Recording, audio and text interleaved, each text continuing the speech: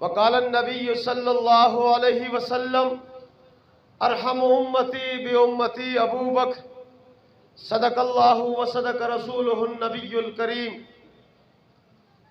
واجب الاحترام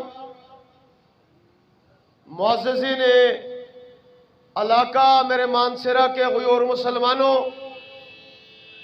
آج 22 جمادی الثانی یوم وفات سیدنا صدیق اکبر رضی اللہ تعالیٰ عنہ کے موقع پر ہم مانسرہ کے اس ختم نبوت چوک پہ جمع ہیں اور ایک مطالبہ لے کر کے آئے ہیں۔ یہ ہمارا مطالباتی احتجاجی جلوس ہے اور میں وضاحت اس لیے کرنا چاہ رہا ہوں کہ ہم جلوس کسی عبادت کے درجے میں نہیں رکھتے، بلکہ ہمارا یہ جلوس مطالباتی جلوس ہے، احتجاجی جلوس ہے۔ ہم نے 38 سال سے ایک مطالبہ لے کر کے اپنے چوک چوراہوں پر حکومت وقت سے کرنا چاہ رہے ہیں، اور آج بھی جب آپ مانسرہ کے ختم نبوت چوک پہ کھڑے ہیں، اس وقت پورے پاکستان میں ہر چوک چوراہے پر عظمت اصحاب رسول کے دیوانے اپنے ہاتھوں میں کتبے لے کر، مطالبات لے کر اور ناموس صحابہ کا یہ پرچم لے کر کے وہ مطالبات کے لیے نکلے ہوئے ہیں۔ وہ آپ کا مانسرہ ہو، بالا کوٹ ہو، اگی ہو، چھتر پلین ہو، بٹل ہو، بنٹباد ہو، جہاں کہیں دیکھیں اصحاب رسول کے یہ دیوانے احتجاج کے لیے نکلے ہوئے ہیں۔ میں اپنی بات شروع کرنے سے پہلے حکومت وقت سے کہنا چاہتا ہوں، اور حکومت وقت اپنے کانوں کو کھول کے پاکستان کے عوام کے اس درینے مطالبے کو عملی جامہ پہنایا جائے، اور سیدنا صدیق اکبر رضی اللہ تعالیٰ عنہ کے یوم وفات پر عام تعطیل کا، چھٹی کا اعلان کر کے اس ملک کے باشیوں کو، بچوں کو، جوانوں کو، بوڑھوں کو، حضرات صحابہ اور بالخصوص سیدنا صدیق اکبر کی سیرت سے روشناس کرایا جائے۔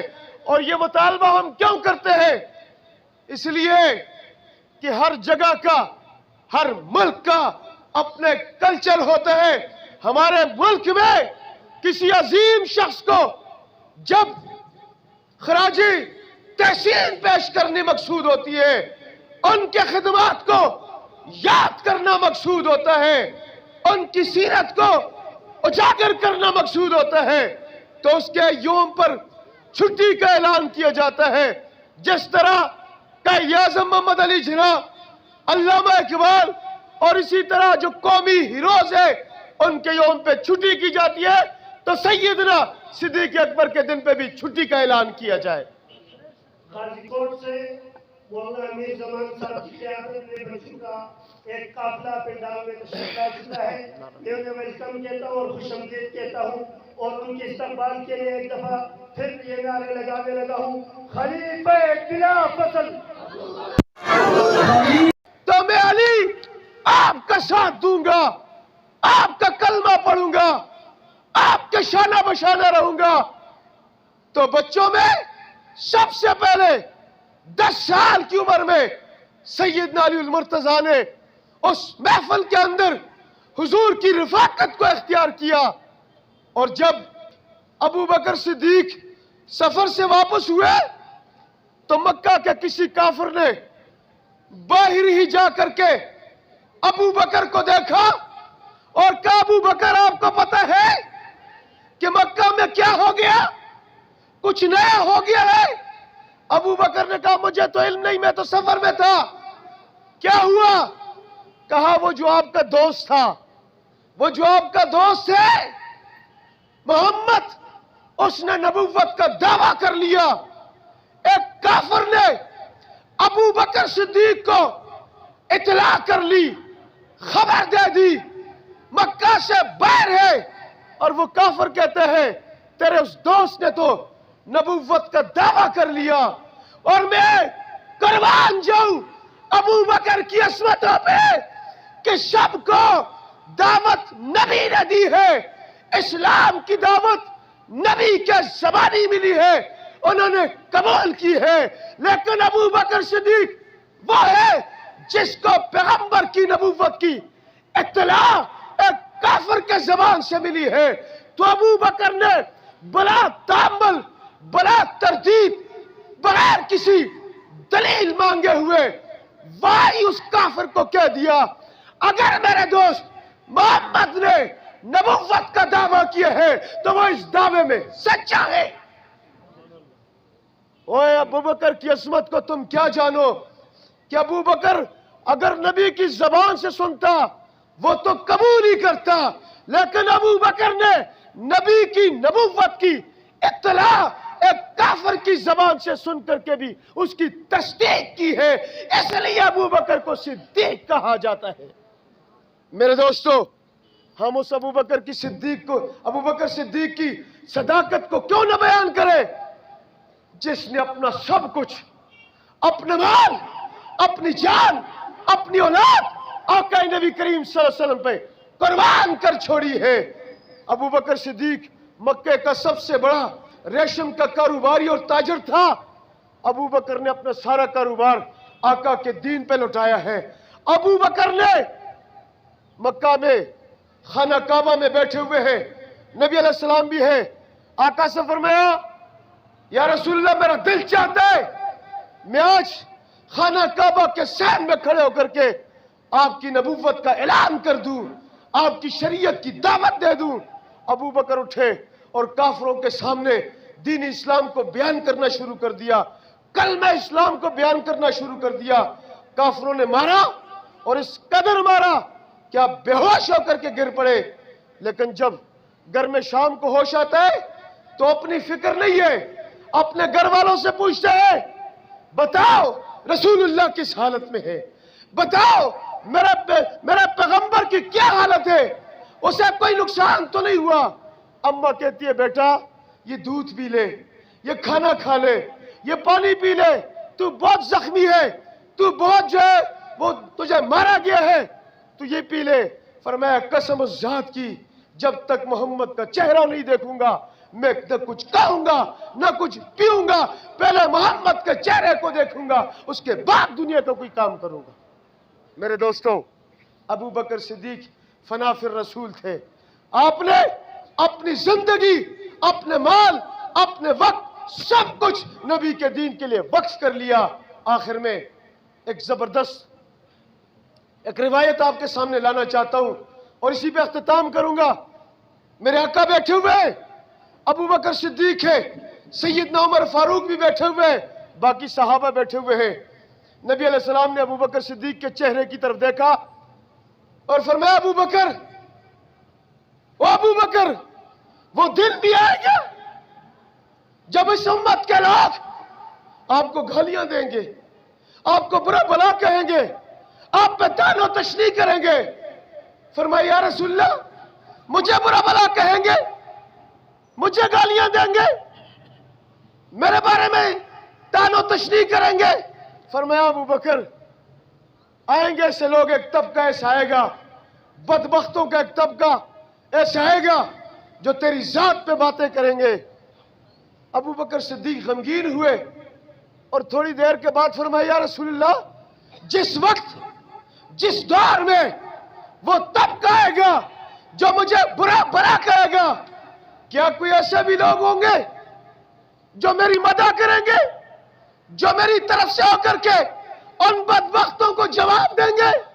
آقا نے فرمایا ہاں ابو بکر, اس دور میں ایسے لوگ اٹھیں گے جو تیرا دفاع کریں گے, جو اس امت کی, اس صحابہ کی جماعت کا دفاع کریں گے اور تمہاری مدح کو لے کر کے وہ ہر جگہ نکلیں گے, ان گستاخوں کا مقابلہ کریں گے. سیدنا صدیق اکبر نے سنا، فرمایا یا رسول اللہ آپ گواہ ہو جائیے، آپ گواہ ہو جائیے، جو لوگ میری مدح کے لیے میری طرف سے ہو کر کے ان گستاخوں کو، ان گالیاں دینے والوں کو جواب دیں گے، میں اپنی زندگی کی چھوٹائی نے کہ ان کے نام کرتا ہوں۔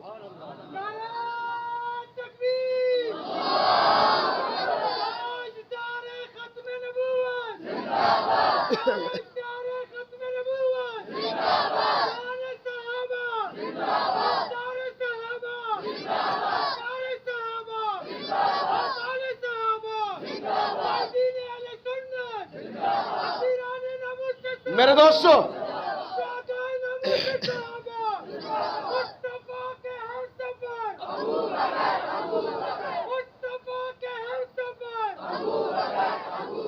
دوستو، ابو بکر کہتے ہیں یا رسول اللہ، جس دور میں گستاخی کرنے والے گستاخی کریں گے، جو میری ناموس کے لیے، عزت کے لیے، میرے دفاع کے لیے میدان میں آئے گا، یا رسول اللہ آپ گواہ ہو جائیے، میں اپنی زندگی کی چھوٹائی نے کیا امت کے اس طبقے کے نام کرتا ہوں۔ اور میرے دوستو، مانسیرہ کے غیور مسلمانوں، آپ ابو بکر کی زندگی کی چھوٹائی نیکیوں کا اندازہ کر سکتے ہیں؟ حضرت عمر فرماتے ہیں، اے ابو بکر، میری زندگی کی ساری محنتیں، ساری ریاستیں، ساری کوششیں، ساری عبادتیں تم لے لو، ابو بکر غار کی ایک رات مجھے دے دو۔